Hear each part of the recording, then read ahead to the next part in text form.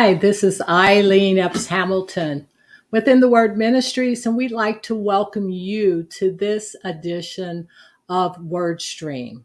WordStream, where we invite you and the community to hear about those hot topics that are of importance to us, examining 21st century issues real time from a biblical perspective, especially as they deal with our community, our well-being, and our lifestyle. For tonight's subject, we'll be talking about contending for our children. Alex still can't read. Alex still can't read. And that's how you will find us if you would like to direct your friends on YouTube. They will find us under that title, or Facebook, ITW Ministries online, and then you'll have an opportunity to tune in on that time. Please make sure to like us on Facebook and subscribe to our YouTube channel. The more people we have follow, the easier you will find us on YouTube. Also, please share during the session any questions that you may have about our topic tonight. Again, we'll be looking for comments on the topic of contending for our children. Alex still can't read. We'll be sharing with you a number of questions tonight. As we go through those questions, we'll be soliciting your feedback and any questions that you may have for our artists and our guests tonight. And tonight, we are very pleased to have with us two young women who are very passionate about what they do. The first is Terri Barnes, who has been with us before with the NIA Project. The NIA Project celebrates, invests, and reimagines possibilities for Black girls and women. And she will be with us as we talk about this topic. And also, we have invited Miss Phylicia C. Anderson, who will be joining us also and talking about this topic and literacy with regard to our children. We've given background with reference to Terri. I'm going to spend just 1 second and share a little bit about Phylicia. Phylicia is a teacher currently in the Dallas-Fort Worth, Texas area. She's been doing that since 2012 in English language arts and journalism, okay? And she is currently a doctoral candidate at the Texas Women's University getting her doctorate in reading education. And I tell you, it's just been so interesting being in conversation with these two women. As we talk about this topic, I've learned so much, and I hope that you will learn a lot tonight also by the questions that you have and also what we will be sharing with you tonight. Let me share with you a little bit about contending for our children. It is an initiative of In the Word Ministries that we began in January to really look at how can we help our children live out the purpose and the potential that they have. The two areas that we'll be working on this year will be around literacy and reading and also mental health. At the end, I will share with you an event that will be taking place here in Kansas City on this Saturday, and we'll be inviting you to that. But contending for children is very important. Number one, as you look biblically, we've been told in Isaiah 49:24 that God said that I will contend for my children. I will save my children. And definitely that is the focus of tonight's talk as we deal with this whole issue of literacy. I'm going to bring on Phylicia and Terri, and I'm going to ask Terri if she would introduce Phylicia for us. Hey, ladies. Hello. Good evening. We're live. All right. And Terri, I was just sharing a little bit about Phylicia's background, and I know you have some very special insights as far as Phylicia is concerned. Would you share that before we get into our discussion tonight? Yeah, I'm just really excited. First of all, thank you for having us on your show tonight. This is a topic that hopefully over the next several weeks we will get a lot more people engaged around the topic. But I was so excited to find out that Phylicia, well, let me back up. So I met Phylicia in 1999. And, you know, I don't know, 20, I don't know how long ago that was, but we had a mentoring program in Kansas City called My Sister's Keeper. And Phylicia is the best friend of my niece.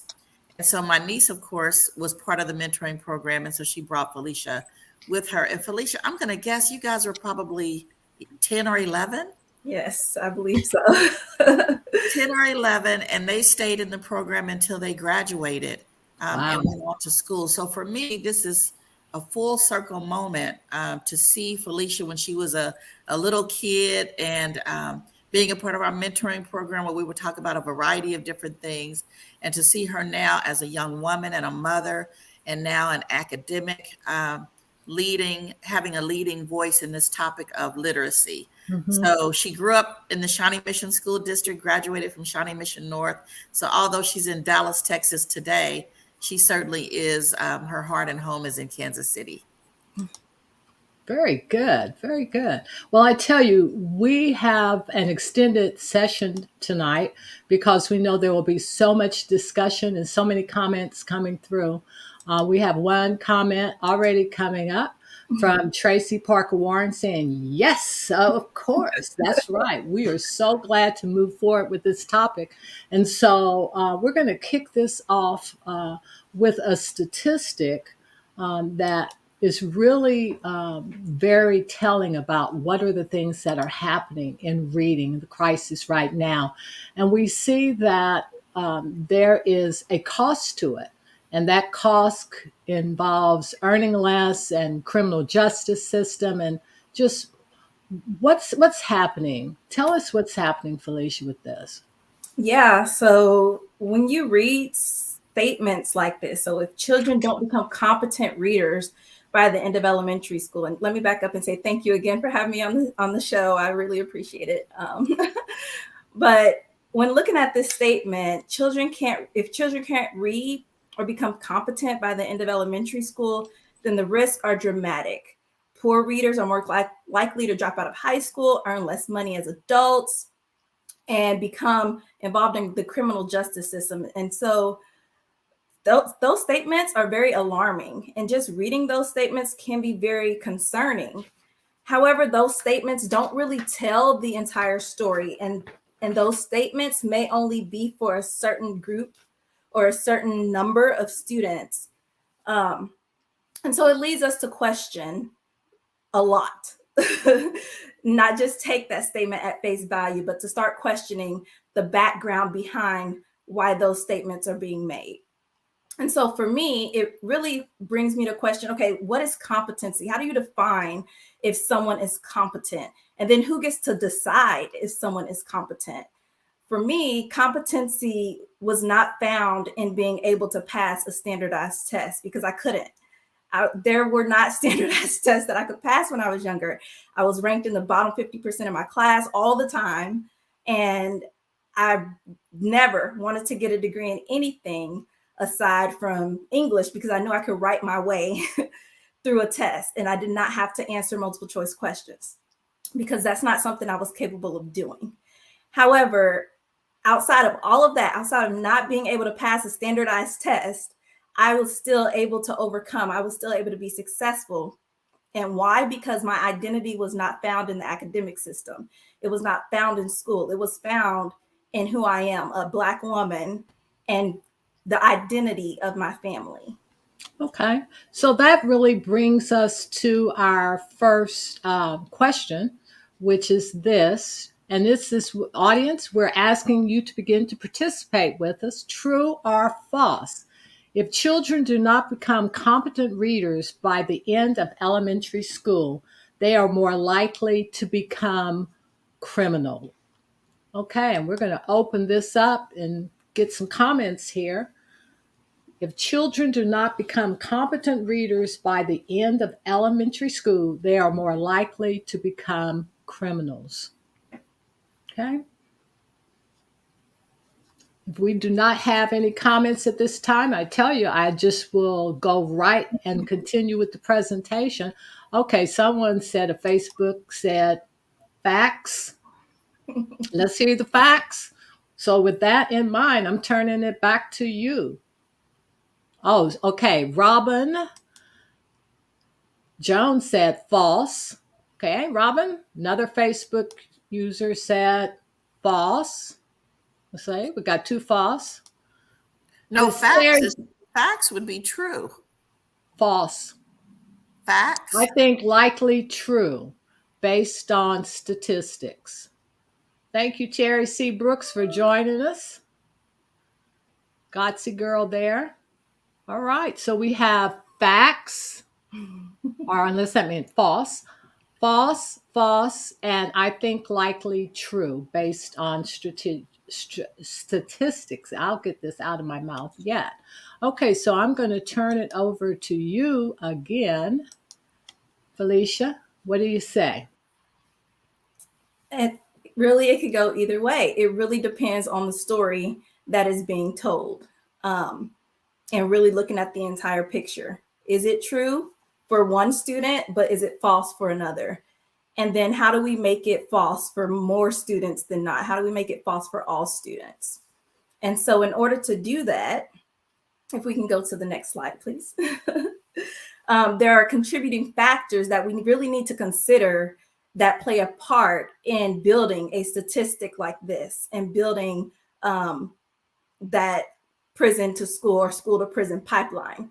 And those contributing factors are things like race, language, and power. And so we're going to talk just tonight about all 3 of those things and really how they contribute to the literacy development of specifically Black students and our Black children, and kind of what that looks like as a Black student goes into the education system and has to navigate their race, their language, and then the power structures and the power struggles that come along with that. And so I think we have a next question. The next question is this. Question number 2. True or false? Literacy is the ability to read and write using standard English. Comments, please. False or true? Literacy is the ability to read and write standard English. Okay. Urban Tech says true. Tracy Warren said not necessarily true. We have feedback from Sister Robin, who says exactly. Miyaka, excuse me if I don't pronounce that right. I believe it depends on the person. I believe it depends on the person. Okay, thank you, everybody. I really like you commenting and adding to this. Urban Tech says, excuse me, Urban Tech, I quoted you wrong. You said false. Okay. All right. With that in mind, let's move on to the next slide on what is literacy. So literacy, by definition of Merriam-Webster, is the ability to read and write. Simply just that. Literacy is the ability to read and write. And then where we get standard English is literacy is the ability to read and write, as well as knowledge that relates to a specific subject. And so that specific subject can be standard English, or what happens when we consider Black language or Black literacy as the literacy that we're trying to develop. And so that's kind of what the overarching umbrella that we're looking at tonight is. What is literacy? Literacy is just the ability to read and write. So who told us that literacy was the ability to read and write using standard English, when that is not what it is by definition? And so what is Black literacy? Black literacy is the knowledge that we have about the language, the history, as well as the culture of Black people. And so our children come into the education system with this literacy because it's developed at home from birth. As they're around their parents, as they're around the community, they start to develop what's called Black literacy. They have Black language, and the way that they speak differs from standard English. We begin to teach our children Black history orally, as well as through literature, Black literature that's written by Black authors. And then just the culture in and of itself, as we're sitting around the kitchen table having discussions, and our children may hear those conversations that we're having. And so our children already have literacy when they enter into schools. And so again, that brings us to question then, why are they considered at the bottom or incompetent? Well, who decided that standard English was going to be the measurement of our children's competency? And so now it's time for us to say no more. That I already know that my child has literacy when they come into the classroom because they have Black literacy, or they have the literacy of their heritage. Okay. And this really is timely because that brings us to our next question about our Black children and their reading. True or false? Black children in today's society don't like to read. Okay, what do we think, audience, on that one? And let me apologize on some of the responses. They're coming in out of sequence in some cases, so I will do a better job in fielding all of your responses. But the question is, true or false? Black children. Okay, Miss Tracy, she said false. Okay, where's my question? Any other comments, questions on that? True or false? Black children in society. Okay, we have a response here from Sister Anita Wade Sanders. She said false. Thank you. Another Facebook user said false. Sister Terry said true. Kids in my life don't like to read. Okay. False, because you cannot put everyone in the same classification. Thank you. Any other comments?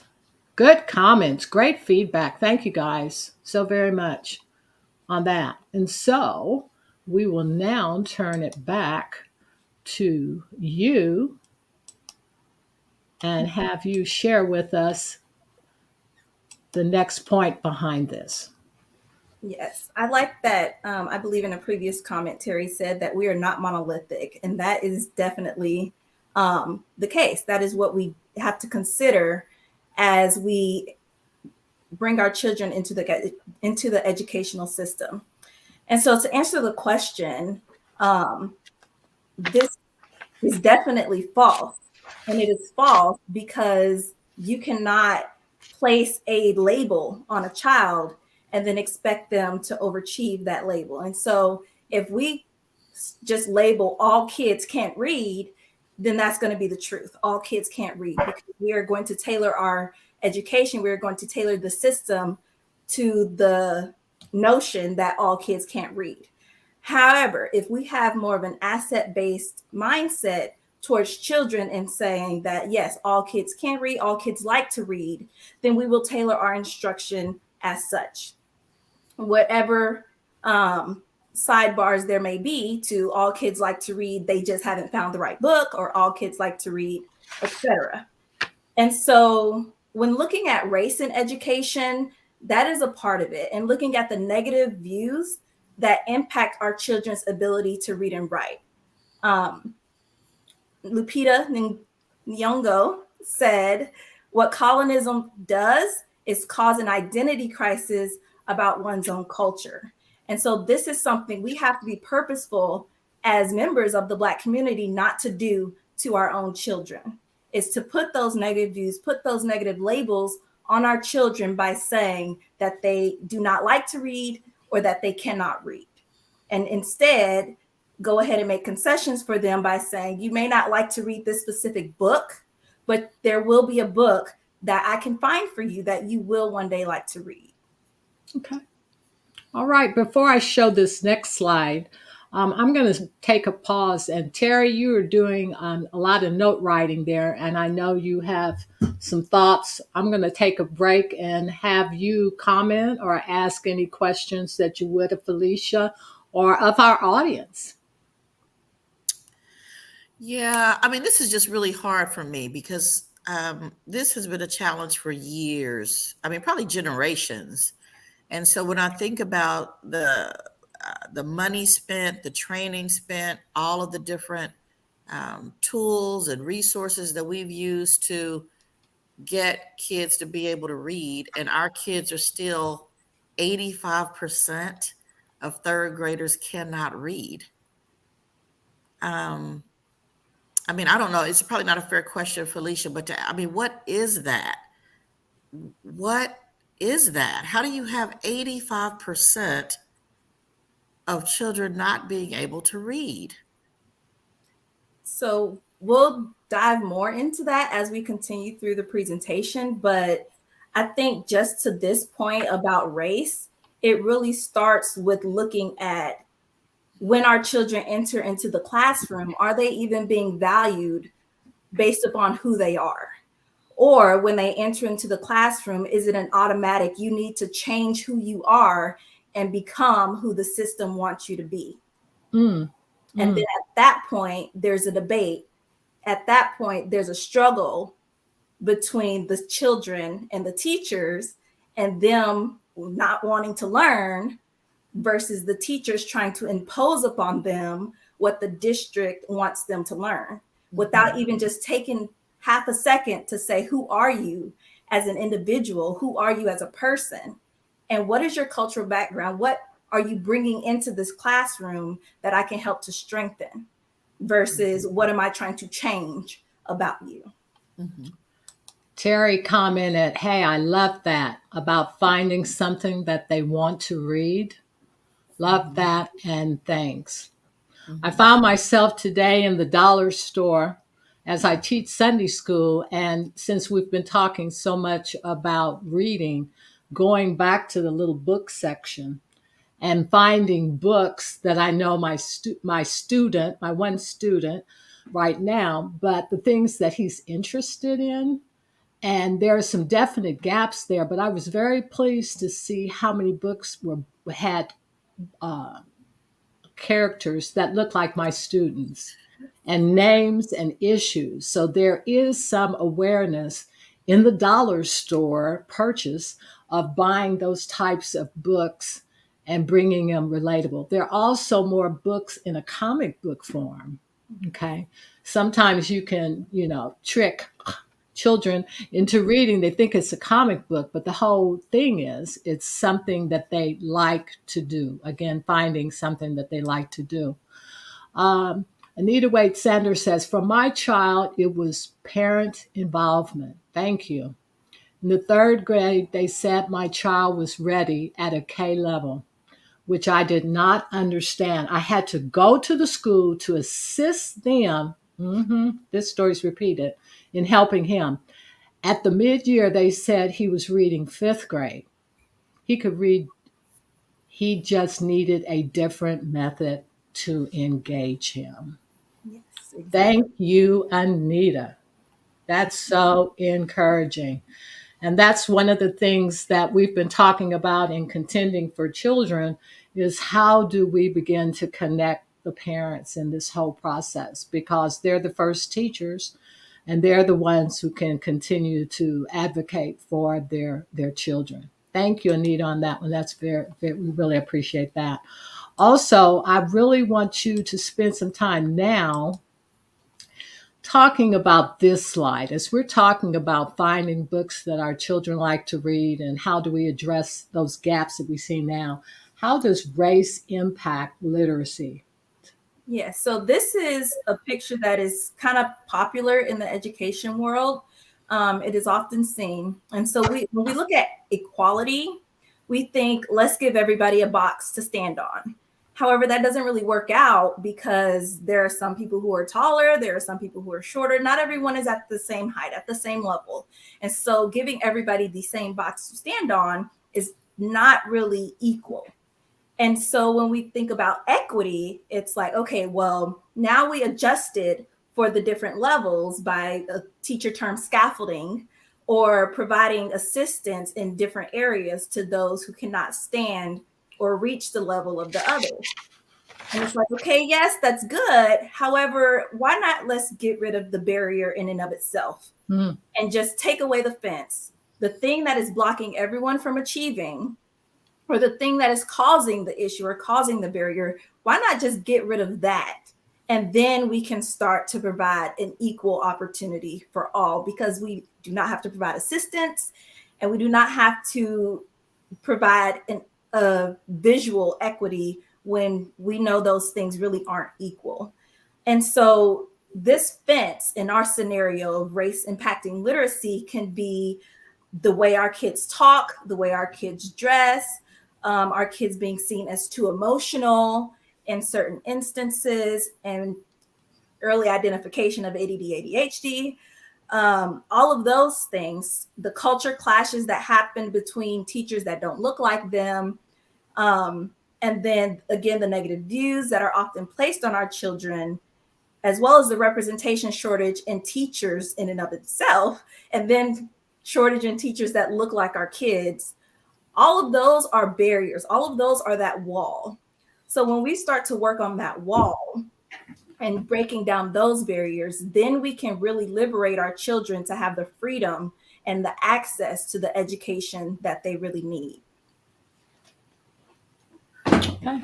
And you mentioned something. I want to do a shout out to Block, Brothers Liberating Our Communities. Had an opportunity to meet them at an event that the NIA Project did on nonprofit symposium with work, and invited several funders and foundations there to share what they're looking for. And so there were loads of nonprofits there, but there was a Black nonprofit there called Block, BLOC, Brothers Liberating Our Communities, and their focus is increasing the number of Black men in education.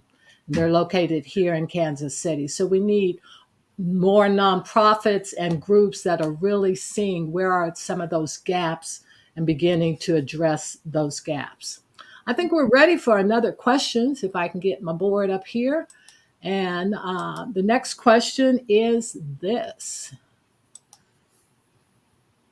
True or false? Black children should only use the correct form of standard English when learning at school. Black children should only use the correct form of standard English when learning at school. What's your comments? What do you guys think about that? Terry, while we're waiting for comments, what do you think about that? True or false? Well, when you say should is what throws me off. I mean, clearly today they have to use the correct form of standard or they're going to fail, because that's what the standard is. That's what they're being measured against. That's what's going to determine whether they succeed or fail. And I think the point of the conversation today is that standard needs to be broader than that. And I think as a I was going to say a parent, but I don't have kids in school, but you know, it feels like you're stuck. I mean, even if you know these things, the reality is you have the system that you have. You have the system that you have. And so they're not going to, I guess the question I have for Phylicia, do you find that teachers are responsive to what you're saying? Because to me, it might take a really long time for the system to make the shift, but that does not mean that as a teacher, I can't see children coming in with all the different things that they bring in and communicate in a very different way about what they're learning. So we still have to learn A, B's, and C's, but there's a way that I can communicate that says, this is the such and such English, and this is how we're going to learn this. And you know what I mean? To begin to make that distinction that although it's new to you, and it's the standard that we have to learn in school, it's not the end all, the be all. Mm-hmm. We've seen a little bit of progress. I'm in Texas, and we all know the news and the critical race theory and everything that's going on in Texas. Run, girl, run. You run. However, we do see progress with teachers trying to do something, because we all see it that our kids are not where they need to be. Our kids are not progressing as we would like to have them to progress. It seems like our kids are rebelling more than they are actually learning. And so we all agree that there's something that needs to be done.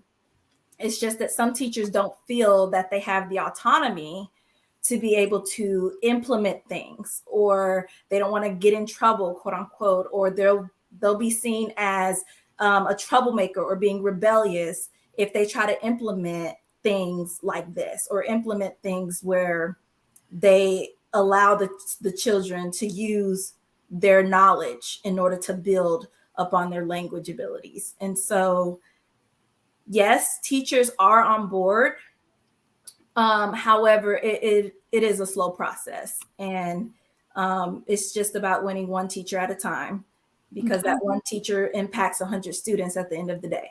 And so if you can reach one teacher, then that makes a difference. And we got quite a few comments queued up here. Oh, Nita Wade says false.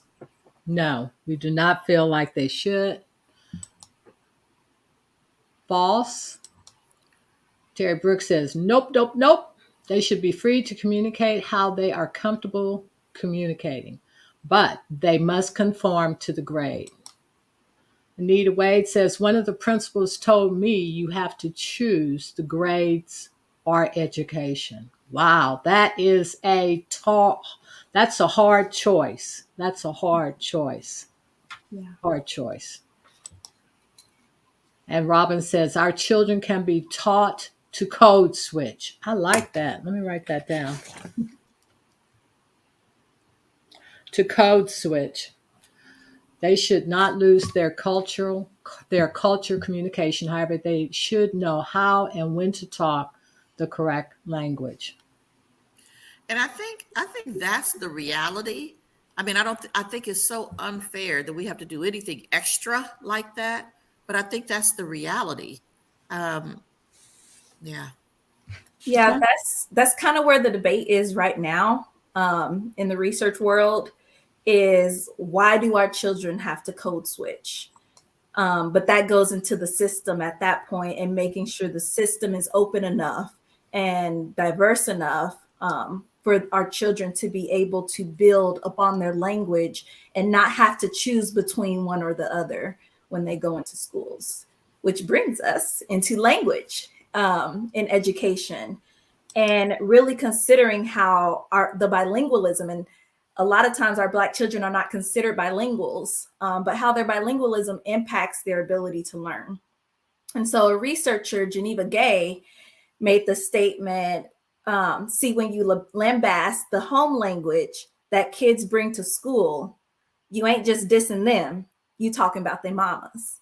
And so this comes from the idea that our students, our children, speak a different language. They speak Black language, or what I like to call Black language. Is also known as Ebonics, AAVE, AAL, all the acronyms. But I like to use Black language. And so our children grow up learning how to speak Black language. And then when they go into the classroom, they're told you are no longer allowed to speak that way. However, no one learns one language without using their home language first to learn that language. No one learns Spanish without using English. And so to tell our children you are not allowed to speak the way you speak at home in the classroom is to actually limit their ability to learn and limit their ability to grow in the knowledge of education. And so we see this example with another researcher. Her name is April Baker Bell, and she did a study where she asked students to look at the two different language variations. And one was using Black language. So an example would be, I said, I ain't run the stop sign, and he said, you ran it. Versus language B is more standard English, where it says, I told him that the conversation was inappropriate to have in a classroom setting. And so even with that, you can kind of see the variation. However, does it really hurt a child, honestly, to say, okay, you would say it this way when you're speaking at home, a different way, not the incorrect way, or not the correct way to say it is this, but a different way would be to say it like this. And allowing them that freedom to use their home language in their writing, allowing them that freedom to use the home language in classroom discussions, not to say that it's incorrect, and not to make our children choose. Because when our children have to choose between the two languages, now they begin to separate. And now one language holds more power than the other language. And now I have to choose between my mama, my home language, and my education or the language of the school. And so the study was really interesting and really seeing how students wanted to use their home language in the classroom, but didn't feel comfortable or didn't feel that they had a right to do so. And so now our kids are hiding a part of themselves away that the teachers don't see, which again allows the teachers not to even know who their students are or who they're teaching. And so we really need to pay attention to those things and allow our children to redefine what it means to be articulate and having the ability to speak their home language as well as standard English, and using both in order to define articulate. And then just one more thing, it takes about 4 to 5 years to really develop a language. And so if our students are from birth all the way to 5 years old, when they enter school, they're speaking home language or Black language, then that means from the age of 5 until the age of 10 is when they really have that standard English being taught to them in the classroom. And so that's when they say you need to read to your kids at home, you need to read to your kids at an early age. But if there are parents who are not able to do that, then that means that kid is not really getting standard English until they turn 5, all the way up until 10. And so now we have third graders, 85% of third graders who can't read, because you expect a student who just came into the classroom learning a different language to be able to read that language fluently in about 2 or 3 years, when it takes 4 to 5. And so just knowing those statistics alongside the numbers really tells the full story and allows us to see where our children really are. And then to have sympathy and to see those things as an asset and not as a deficit. Okay. Mind blown. Mind blown. Okay, let me hold that thought, Terry. I'm going after some comments. I got comments. You know, I'll forget. Write it down. Okay, we have. Vanessa says, why do most adults have to do the same? Yes. Okay. And then Terry says, saying a different way eliminates judgment on home language. Yes. Yes. Exactly. Yes. I tell you, everybody's going to get passionate on this one. Terry, what were you going to say? And I literally wrote it down because I didn't want to forget, because one of the things that popped into my head, I love this whole home language. 5 years you've been building up, and then you get in that kindergarten or pre-K, and all of a sudden you get this different thing. And so my first thought was, so third grade is probably not the best place to take the measurement, because you've got only 3 years, and maybe it should be 5th grade. Mm-hmm. And so that immediately made me wonder whether our 5th grade scores are better. They probably aren't, because we don't have that. We'd be comparing them from 3rd grade to 5th grade, and we know what 3rd grade looks like. Mm-hmm. That is amazing. I think that's an amazing idea. Not idea. I mean, I think that was a fact, but it's kind of amazing that we aren't doing more with it to build the literacy in our children as they come into school. Yeah. But you know what? We have lived with systems that have existed since that were built on practices and data from the 50s and the 40s.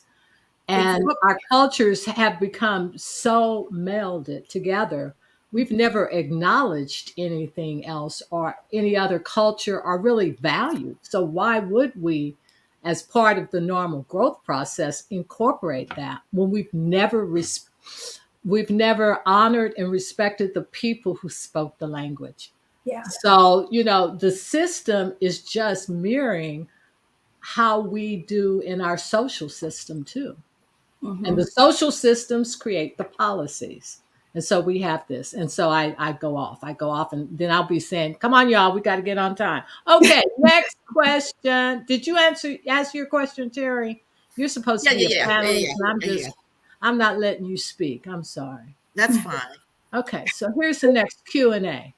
Literacy plays an enormous role in increasing access to economic opportunity. True or false? True or false?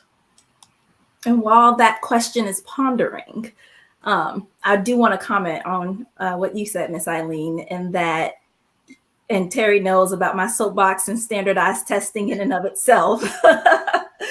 But our kids are being asked to take a test about a different culture that they have not really experienced until entering school. Why isn't there questions on the test that relate to their culture that they can do better with? I remember giving a standardized test here in Texas, and there was the poem, Thank You Ma'am by Langston Hughes. And that poem is so hard for people who are not, for my students who were not my Black students, to be able to understand the language and to be able to pass that test or pass that section of the test just with that snippet of Black history or Black literature. And so we really need to balance the scale as far as standardized testing is in and of itself, because it only tests your ability to conform to the majority. It does not test your actual literacy development and what you currently know. Ooh, stop it. Stop it. Okay, we've got some really strong comments here. Anita said, hey, false. Okay.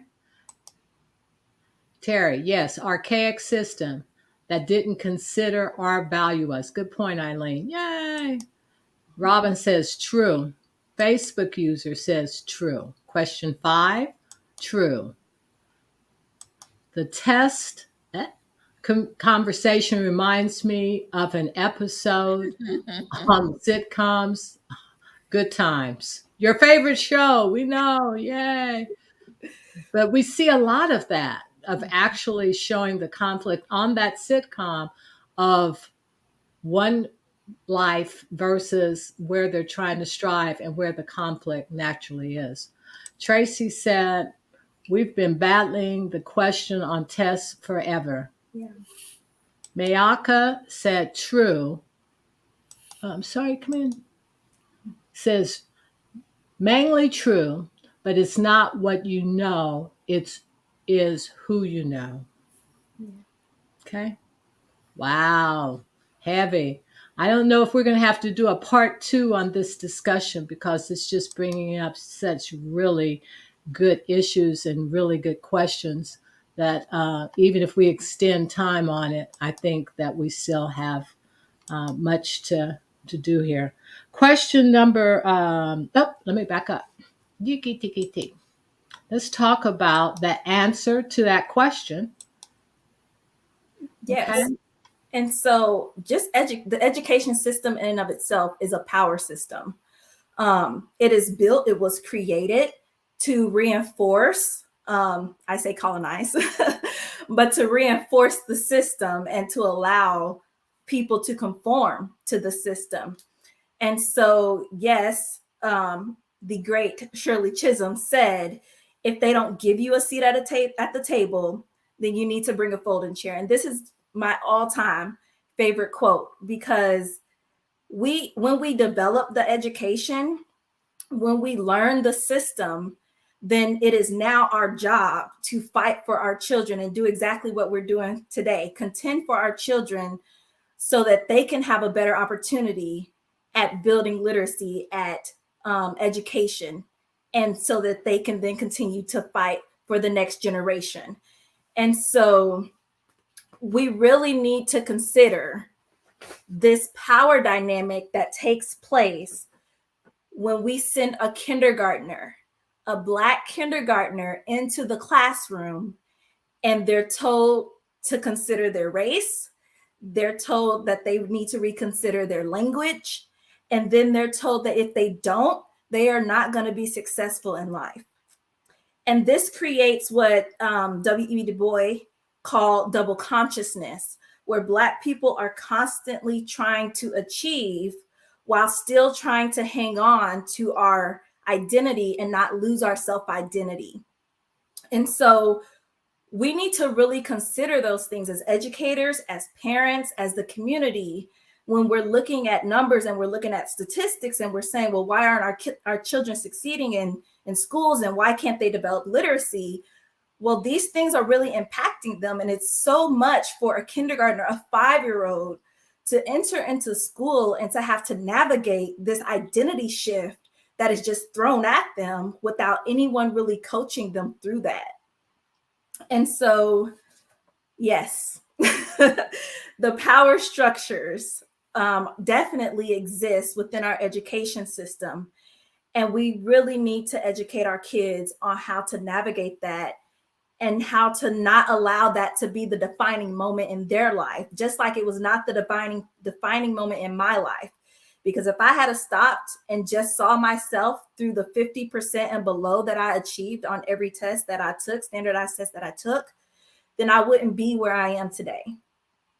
And I feel like that is the biggest difference in building that self-identity in our children. Okay, tell us about this cartoon. I love this cartoon. Yes, and so this cartoon just kind of represents the double consciousness that our children are experiencing. So we see the man looking at himself in the mirror, and he sees a Black man. But then you have the system on his shoulder saying, I need you to come this way, and I need you to transform into who I want you to be instead. Okay. All right. That says a whole lot right there. I think we're ready for our next question. And Terri, do you have any comments, question? No, that was just kind of a drop the mic moment. I mean, I just think that there's been so many little nuggets. And for me, it's just irritating because it's like we know what needs to happen to see a significant change in outcomes for our kids. The academics, they know that. And so this idea that we can't figure, and I'm not on the side of blow up the whole system, because I think that we have to do things at the same time. The system, it's not just education, it rolls into everything else. So I'm not one that says just dismantle the whole system.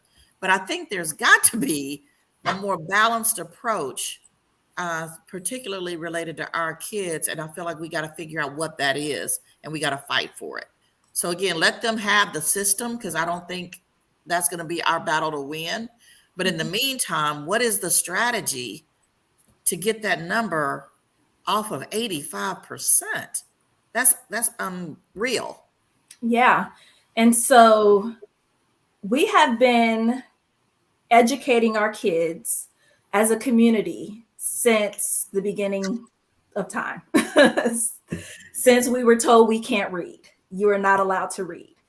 Then Black people have been joining together as a community to help our children learn how to read and how to develop the literacy needed to compete in this society.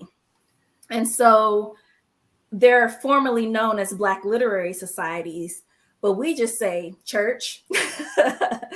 We just say book clubs. We just say over Auntie House. The W.E.B. Du Bois Learning Center. Yes, exactly. Where that really helped me when I had to shift, because I got an education from K through 3 in a predominantly Black school. And it was a completely different education when I went to a not predominantly Black school and saw that shift. And so the W.E.B. Du Bois Learning Center really helped me stay connected to who I was as a Black person, so that when I went to school and had to fight those intellectual battles and the psychological battles that come with being the only Black cheerleader on the cheerleading team, then I could do that because I had my strong self-identity. And so even I see the comment that's here. Yes. So even for the parents who are not able to help their kids because they work 2 and 3 jobs just to put the food on the table, then you have the community, and really attaching yourself to your community, attaching yourself to your church, attaching yourself to the basketball team, or allowing your child to play basketball, allowing your child to play a sport. I know a few kids that I used to babysit, they used to go on bike rides in a bike club.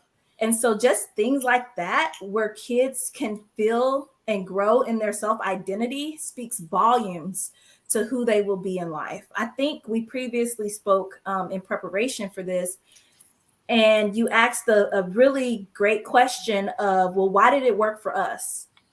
If kids need to have their Black language, if kids need to have books that represent them, we didn't have those things. So why were we able to be successful? And it's because we had a strong identity. We knew exactly who we were when we went into the classroom, and we knew our Black history when we went into the classroom because that's what was taught to us at home. And so I feel like as a people, we have lost that with our own kids. I know for myself, I have lost that with my own children, and I am fighting to reclaim that in my own children because I got caught up in wanting a better education for my kids, not realizing that they're going to lose their self-identity. Give them their education. Yeah, that's a pretty common experience now. And you hear people say it all the time. They leave the inner city, they go to the suburbs for the better education, but they realize that it is a trade-off. Yes. Because you lose that identity, and you work really hard. Your children work really hard to assimilate into a culture that A, may not accept them, that is B, telling them that they are constantly not enough.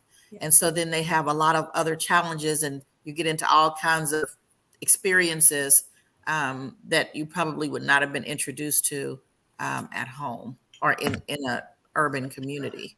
Okay. Well, we need a lot of prayer, y'all. I'm serious. This is just you're creating a lot of work, Phylicia, because I'm thinking we're going to go down one trail with literacy and moving forward with assessments and reading levels. But there's an even bigger challenge because like the whole thing is, what is the data behind the score? Why is the grade level so low? And we haven't even talked about addressing that, but I'm gonna move forward because I'm going to tell you guys we got to move forward. Okay, so I'm going to give you this slide here. Yeah, and so just really looking at the story behind the data, I feel like that is the summation of everything that we've been talking about. And there's more to the story than the 85%. There's more to the story than kids who don't read by third grade will end up in jail. There's more to this story. And so I like when Chimamanda Ngozi Adichie, she gave a presentation, and you can find this on YouTube, where she talks about the danger of a single story. And she said the problem with stereotypes is not that they are untrue, but that they are incomplete. They make the one story become the only story. And so we have to be careful with that when we look at these numbers and we look at these statistics, that we don't make this one number, this one story, become the defining moment in our child's life, become the only story. Because when you tell a child that they cannot read, they're going to believe it and they will never pick up a book again. I remember that, sorry, bad story, but I remember when my science teacher in middle school told me, you will never make above a C in my class. I said, okay. And I never made above a C in her class, which was ironic because in 5th grade, I was on the science team. I was outside catching bugs and studying butterflies, only to be told you will never achieve your desires. And so you have to be careful with giving that child that story. My Twitter account says words have power, and really internalizing everything you say to your children and the fact that words have power and those are defining moments in their life. And so let's not tell our children you can't read. Let's not tell our children that you're part of this 85% who may not be successful in life if they can't get it together by the end of 3rd grade. Let's instead tell our children you can read. You are successful. You will be successful. And we just got to find the right way. We just have to find the way you learn in order to be able to help you do that. So what I like to do is to start to bring this to a close. I have 2 comments here. One, suburb is not a better education. You are more accepted by society. Okay. And then Sister Anita said, amen to all that we're saying. Passion, yeah, we see it coming out as you move to the edge of that chair and those hands become more animated. Yes. But let's start winding this down because I want to leave at least maybe about 5 minutes for questions at the end. on what we can do based on what you've shared with us today. Yes. So if you're an educator, really just finding opportunities to match the culture of the literature that you're providing in the classroom to the students, and then making room in the standards for that student to express their identity.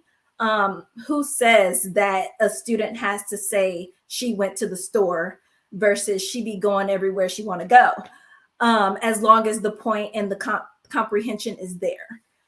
And then allowing that creative freedom in the classroom to match with those standards. As parents, look for opportunities to reinforce your child's identity and strong identity. Put them in programs with people that look like them. Join clubs, do the book club reading list in the summer, things like that to really develop that child's strong identity. And then as a community, find ways to change the narrative, such as this platform, about what it means to be Black and educated. It's not to have a college degree. And I know I'm talking to the contrary here as I'm saying this, because I am educated in terms of education, but there are different forms of education. And just having a college degree does not make one person better than the other. Having a college degree versus being able to run their own business should be equally valued. And so really changing that narrative.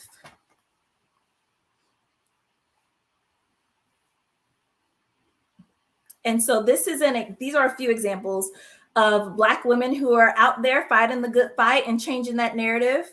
The first one is a YouTube video where she talks about her ability to speak 3 languages, and she's trilingual because her family is from Trinidad, I believe. And so she speaks one way at home with her father. She speaks one way when she talks to her Black friends. And then she speaks a different way when she talks to, in formal educational settings. But she uses all 3 in all spaces, and really making room for all 3 and being purposeful to do that. I love I Am Legally Hype because she is new on on Instagram, and she shares the news using Black language. And then Tashara Parker is an anchor here in Dallas, and she is purposeful to have representation in the way she dresses, in the way she talks, in the way she does her hair, as she gives us our morning news report about traffic or this, that, and another. And then the book Articulate While Black talks about former President Barack Obama and how he was able to intermingle his Black language with his standard English as he gave his presidential addresses, which is why he was so popular in the popular vote amongst the people. And so those are a few resources that you can kind of check out to see how people are using their language to empower. And then lastly, here are a few others. Black Lit is a box that you can get, a subscription box where they will give you a book, Black literature, once a month. If you would like to subscribe to that. Sorry, I'm not getting paid for this. Just got to put that out there. And then Project Lit has, if you Google all of these, then you can pull them up. But Project Lit has a list of different books written by Black authors that you can look at. NPR Code Switch talks about that debate that we mentioned earlier with should we code switch or should we have to code switch? And then all the rest of those are different books that you can look at if you would like to learn more.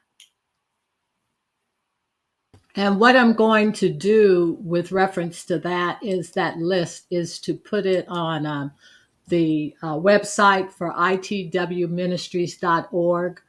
So you can pull it down in a JPEG and then use that resource. So you'll have it available. I'll make sure it gets up tomorrow. Okay. So, wow, this has just been so awesome and so appreciative. And let me show this last slide because it is just so cute and so real. If any of you would like to have a conversation or questions, here's information on Phylicia. Here's some comments to let you know how we feel about you. Awesome. Thank you for all the resources.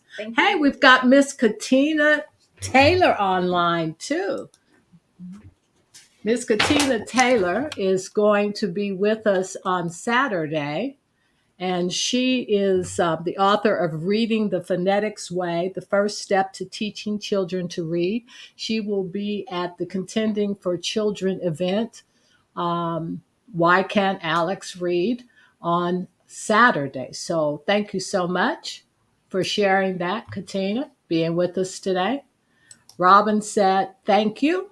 Terry says, thank you for this time well spent. Right. And if we have one or two questions, we'll wind it up and just thank everyone. Facebook user says, truly eye-opening discussion. Grateful to have been a part of it. Thank you. Thank you, everyone. I think this is the biggest group of comments that we've ever had. Miss Anita, Miss Anita said, thank you so much. Hey, we're very courteous in Kansas City. You know that. Manaka Hodge, thank you for all your input tonight. She says thank you. And let me just take a quick vote. All of you who are online, how many would like to continue this discussion? Maybe sometime in August we continue this discussion. Let's get a vote and see how many people say yay and how many people say nay. Okay, Urban Tech said great content. Yeah, we're going to take our roses today, honey. Parker Warren said, great job. I would love to continue the discussion. Katina said, we must continue. We must continue this discussion. Yes, definitely. Miyaka Hodge says. Okay, for Danya Anderson, yes. Tashonda Barnes, yes, thank you. Terry C. Brooks, yes, let's continue. So many people, PPL, I'd love to invite. Wow, you guys are coming in. Needed. Yes. Continue. All right, Phylicia, we're going to get that website together. Oh, yes. Okay. All right. Okay. I think the comments ate up our time. So, and all the comments. Big shout out to my husband, Ferdunjay Anderson, for supporting me through all of this. I greatly appreciate everything you do. I would not be here if he was not here through my late nights and early mornings. So. Oh, that's so sweet. Thank you. That's awesome. Thank you, Ferdunjay. All right. At this point, Terry, would you like to do a last comment, and then I'm going to shut it down? Yeah, I think there was a lot of things, but at the end, I really think about when we talk about what do we do next, it's got to be continuing these conversations so that regular people, parents and aunties understand and can be part of the solution. I think for far too long, we've left it to these institutions and these other people to help us figure out how to address the issue. And then the other thing I think is we really have to strengthen our Black institutions, the church, the Du Bois Learning Center type places that have been doing this work, but they are so strained with resources. We've got to figure out how to fortify them so that they can continue to support this work. Okay. All right. And we heard, love you, boo. Love you right. too. I love it. We thank all of you for being a part of the discussion tonight. We're going to line something up in August. We'll send information out to everyone. Also on the website with the resource page, we have a Contending for Children group that we'd love for you to join and bring your voice in this whole effort of contending for our children, because it takes all of us, and will take all of us to become the community to change things and make them better than they were before. With that being said, we'd like to say good night. Bye. What? You didn't say anything about July 30th. Okay, I'll let you go. So July 30th, we will continue this conversation. July 30th, 9:30, Metropolitan Missionary Baptist Church. It will be live streamed. So if you're not in Kansas City, you can still plug in. We have the new interim superintendent of Kansas City Public Schools, Dr. Jennifer Collier, and reading is her thing. So she is going to participate in a panel discussion to talk about the reading scores here in Kansas City. and her thoughts around that. And you mentioned that Katina Taylor was on. She wrote a book, a phonics book for the little ones. And then we have a young lady who's created an online assessment so a parent can track the progress of their own children versus waiting for that information to come from the school. And I forgot, Dr. Sullivan will join us from Children's Mercy Hospital. She's a psychiatrist and has done some very special work around mental health for Black kids. So you don't want to miss Samara. Fantastic. And Samara. And Samara Crawford Herrera, who is a local, I call her a researcher, but she's much more than that. But she's going to bring a lot of statistics. She's been digging into the DESE numbers and the statistics and how schools do school. And she'll be educating us about what's happening in our schools. And Terri, I apologize. I thought I had that flyer on the platform and I couldn't find it. So I apologize for not making that announcement. But everybody come. All of you should have seen this on Facebook and on your social media. We've been sending out information. If you still want to know more information, I thought you could hold up a flyer or something. I don't have a flyer to hold up handy, but you can go to our Facebook page at Black Women Get Fit, and the information will be there, or the information will be there. Okay. All right. That's it for tonight, everyone. We just thank you so much for joining us. Like I said, we'll let you know when we continue this discussion. Thank you so much for joining us tonight on it, and we'll say good night, Phylicia. Thank you so much for having me again. I really appreciate it. Good night, Terri. Phylicia. Good night, Terri. Bye. Good night. Bye. Bye. And good night, all of you. Thank you so much for listening in. And you'll hear more from WordStream. And we look forward to seeing you on Saturday. Okay. Thank you very much. Bye-bye.